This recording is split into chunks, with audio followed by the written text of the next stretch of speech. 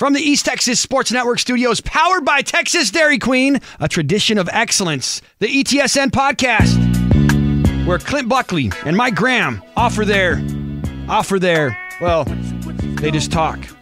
But who really cares? It's what they do best. It's the lowdown on everything high school football in East Texas. And now, Clint Buckley and Mike Graham. What's up, everybody? Welcome to the Week 5 edition of the ETSN.fm podcast. I'm Clint Buckley, and I'm joined by Mike Graham. How's it going, Mike? Doing good. District time. That's right. District play starts for the 8-team districts that we got in East Texas, and man, there's some tasty matchups in the opening week of district play. But there's also some good non-district matchups going on this week, and one of those is Gladewater against Kilgore. Some sad news to report. Earlier today, we found out that one of Gladewater's football players, junior Nick Wissinger, was tragically lost in a car accident this morning on the way to school. So obviously, our condolences are with Nick's family and the entire Gladewater community. I know that's not an easy thing to go through at any point. So our thoughts are with Gladewater, and we might see an inspired performance Friday night from those guys. Let's talk about Gladewater first. They're in the midst of a brutal 5-game stretch in their schedule.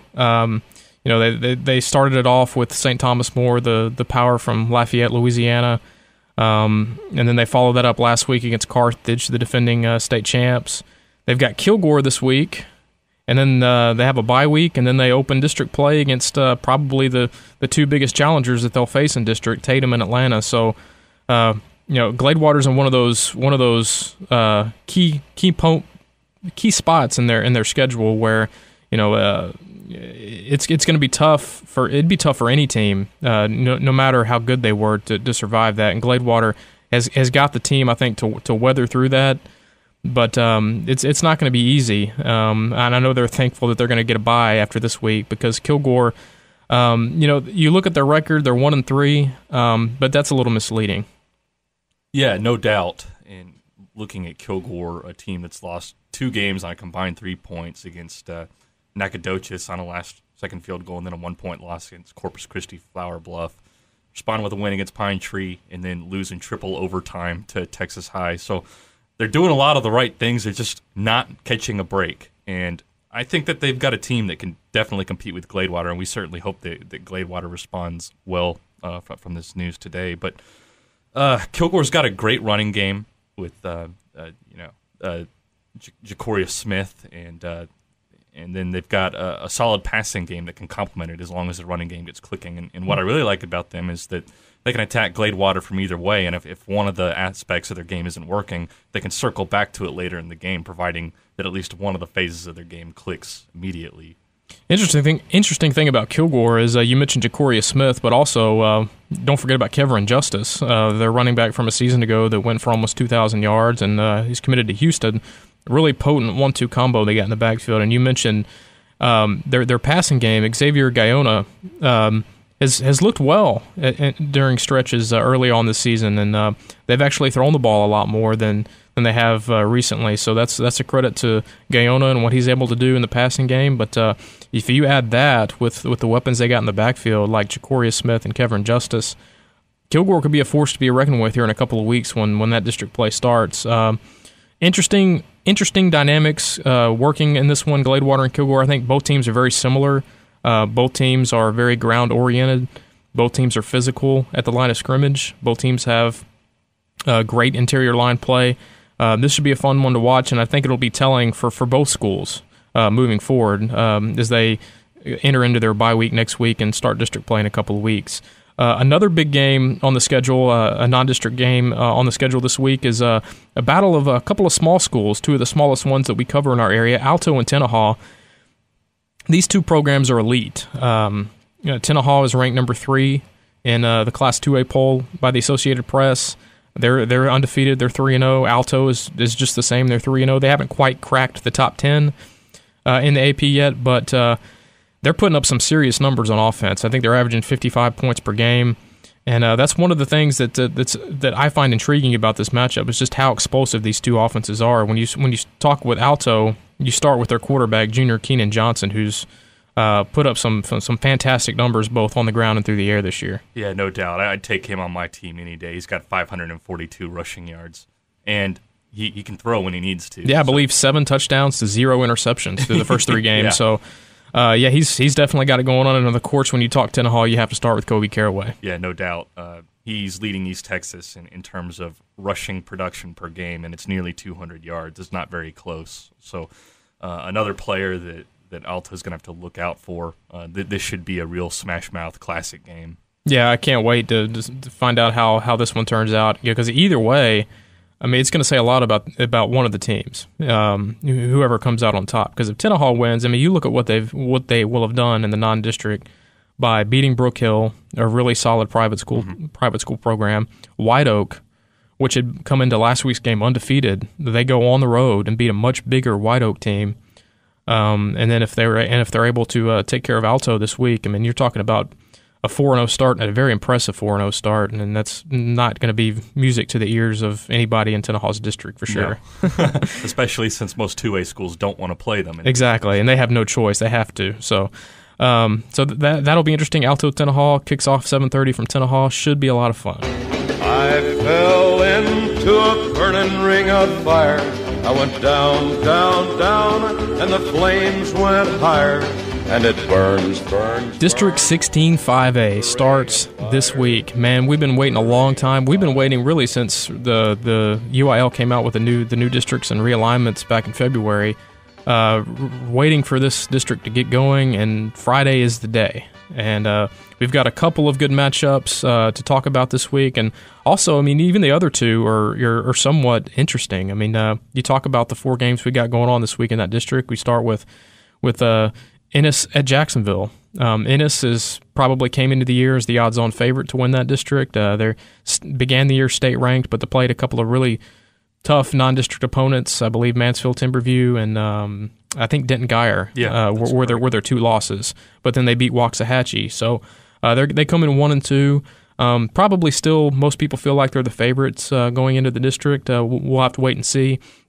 But they're playing a Jacksonville team that's 3-0, and that's a Jacksonville program that went 0-10 last year. So, and they've got them at home. They've got them at the Tomato Bowl. So it'll be interesting. I don't anticipate an upset here, but it would be nice to to gauge what Ennis does against East Texas competition, because right now we just have that scrimmage against Longview to go on. So and no doubt, a testament to this district is that the team that you thought was going to perform the worst coming into the league, they're undefeated. They haven't been beaten yet. Yeah.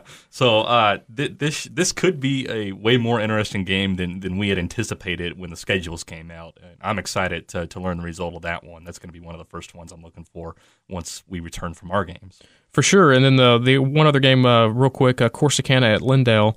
I don't think many people are expecting much from either one of these 2 programs this year, but you never know. I mean, Lindale was able to make the playoffs a season ago, and beating Corsicana pretty much helped them accomplish that last year, because I think that win put them into the 4th place position.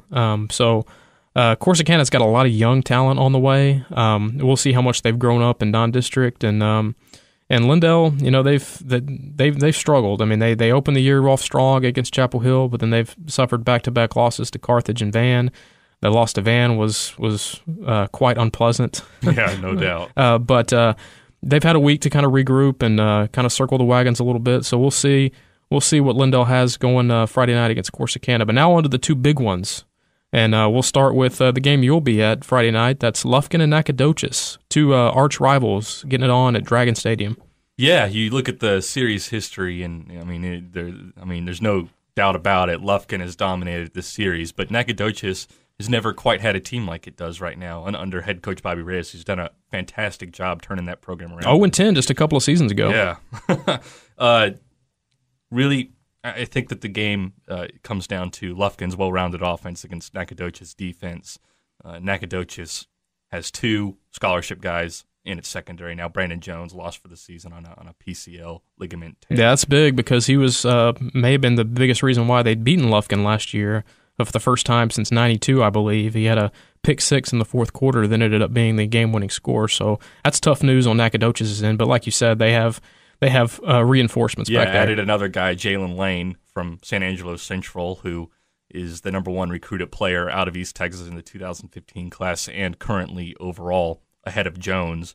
So exciting. They've got Jalen Lane's little brother, Corey Lane, is a scholarship safety. He's got an offer from Louisiana Tech. And then we had a guy come to our combine, Tay Forrest, who I thought looks was really good. Yeah.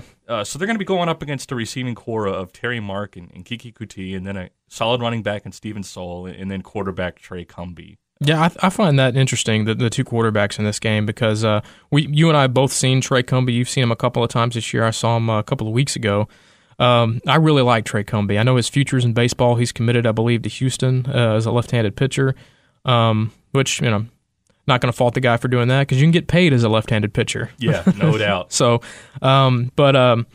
yeah, I mean, the 2 quarterbacks in this game, you got Cumbie for Lufkin and you got Hunter McClellan for Nacogdoches. And McClellan, a lot of people will forget that he was having a fantastic junior season last year before a leg injury sidelined him for the rest of the year.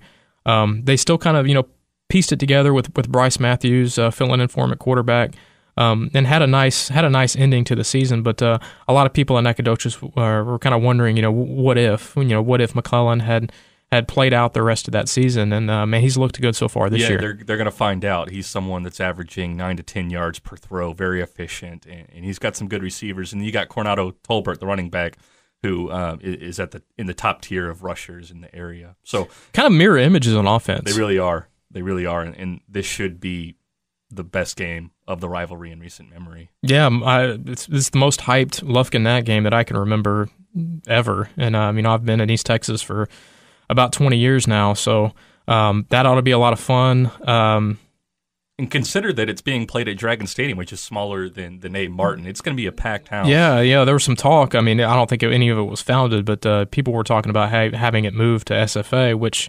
If I'm Nacogdoches, I don't let that happen at all because you lose that home field element. Even though SFA is technically in Nacogdoches, you know that if the game were there at SFA, Lufkin would bring a ton more people than what they will, and they still are going to bring a ton of people Friday night. There's probably going to be a standing room only crowd at Dragon Stadium, which will make for a great atmosphere. And I'm kind of jealous of you, but not really, because I think I have a pretty good one myself. And now it's the ETSN Dairy Queen Game of the Week. That's right. Our Game of the Week is John Tyler and White House. And for the 3rd year in a row, one of these teams comes in state-ranked and undefeated, and the other team comes in with just a loss. So the only difference being is this year it's opening district play, whereas the last 2 had come on the final night of the regular season. I still find it hard to call it a rivalry, but it is. I mean, these 2 teams had never met on the field until 2010, and they've met 5 straight years now. And like I said, the high stakes have kind of been the norm for these 2, especially the last 3 years. You talk about 2012, John Tyler was a 1-loss team, but they were ranked number 2 in the state. White House was undefeated, shooting for their first ever perfect regular season. White House jumps out to a huge lead, 24-0 in the first half, and I'm like, okay, White House is legit. They're for real. JT is no slouch, and White House is taking it to them, but that JT team was so loaded on offense. You talk about Greg Ward at quarterback, Fred Ross at receiver, Justice Liggins, Darian Flowers. The names go on and on and on, and Tyus Bowser on defense, I think, forced a huge turnover late that kind of turned the tide in that game, and JT ended up winning 45-38. Just a fantastic game that decided that district championship. And then last year, another good one in White House. The tables were kind of turned, so to speak, because you had White House, which is ranked number 3 in the state, undefeated. JT was undefeated in district going into that game. So White House was the favorite. They were playing at home, just like the year before. JT was the favorite. And it came down to a 2-point conversion attempt at the very end of the game. White House was up 55-54 after JT had just scored, and Brooklyn Holmes opted to go for the win on the road. And White House's defense came up with a big stand and preserved the win 55-54. And that leads me to what I think is going to be a key in this game, and that's Jeremy Wilson, the running back from John Tyler, because even though JT lost 2 weeks ago to Lee, Wilson had a huge night. 18 carries, over 200 yards rushing, all 4 of their touchdowns, was easily, the fastest player on the field. And last year against White House had a big game. I think he had 130 yards on just 8 carries, ran for a touchdown, and also caught like an 18 or 19 or 20-yard touchdown reception. So he's going to be a big factor because you look at what JT does well throwing the ball. They've got good receivers. They've got Nick Kane, Rodney Bendy, Dontavian Gross. They're really efficient, and the quarterback, Gio McAllister, is very good.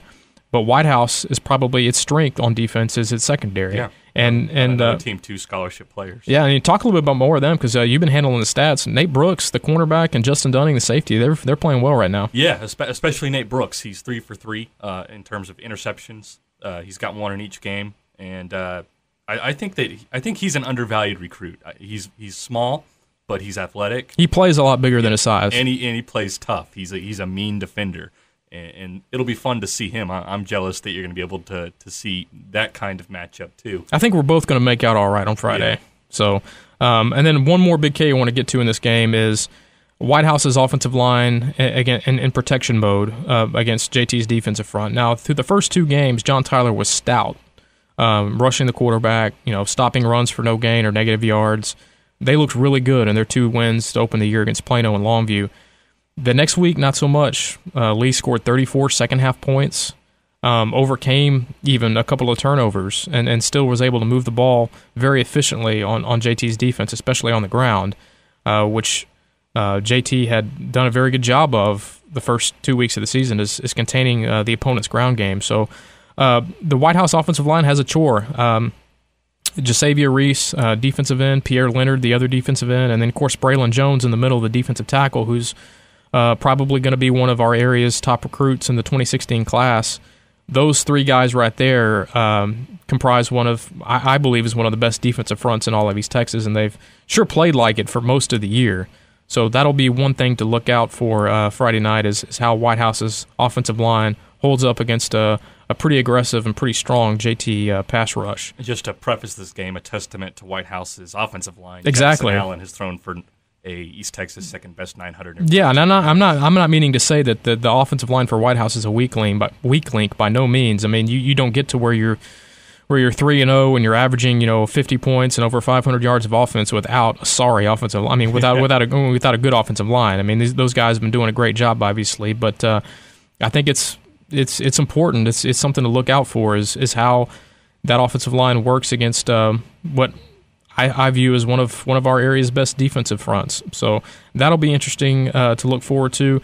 Man, 2 great openers to 16-5A, Lufkin and Knack, and then JT and White House. This should be a whole lot of fun Friday. Can't wait for it.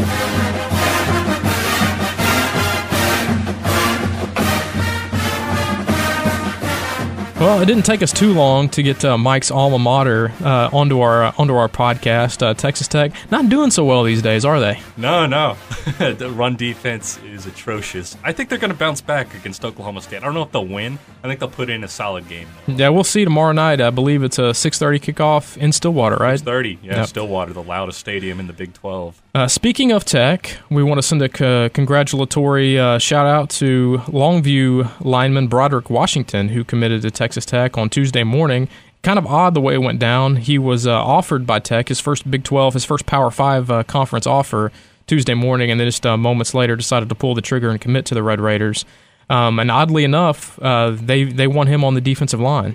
Yeah, that surprised me. I hadn't really fathomed him being a defensive lineman. I think that he's very good at an offensive line. But you look at him and he's got the frame for it, and he's got quick feet. So there'll be some development once he gets to Lubbock, but it's a transition that I think he can make. It just didn't foresee it. And shout out to Tech for continuing to go after East Texas guys. I believe there are 5 on their roster right now. Patrick Mahomes, the quarterback from White House, Dylan Cantrell, the receiver from White House, Reginald Davis, the Tennahaw alum at receiver.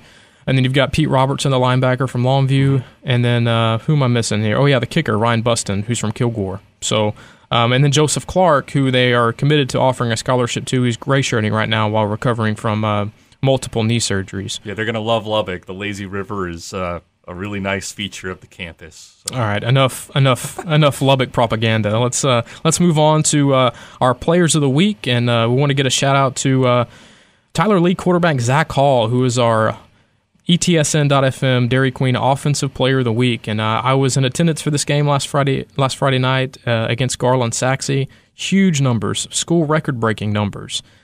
He ran for 257 yards and 6 touchdowns, which is the school record, the touchdowns, and passed for 251 yards and a touchdown. So he combined for 508 yards of offense, 7 touchdowns.